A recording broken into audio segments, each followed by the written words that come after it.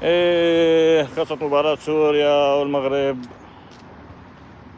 كنت متوقع انه تروح لضربات جزاء، بس سبحان الله قدر الله ما شاء فعل. والله العظيم انه منتخب المغرب استحق الفوز، الله يعطينا العافية. والله لعبوا لعب بجنن. اما بالنسبة لمنتخب سوريا هارد لك، هارد لك لكل السوريين، هارد لك للسعوديين والقطريين عم يشجعوا سوريا.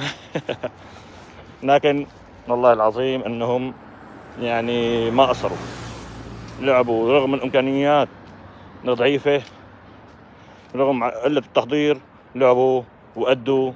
عمر خربين إيده مكسورة ولعب، يعني قاتلوا. الله يعطينا العافية، ما قصروا. مبروك المغرب، وإن شاء الله يوفقون المباريات الجاية.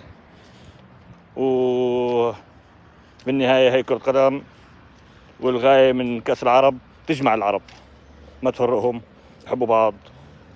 اللي فايز بنقول له مبروك، واللي خسر نقول له هارد لك، وإن شاء الله المرة الجاية بتربح. ويعطيكم العافية.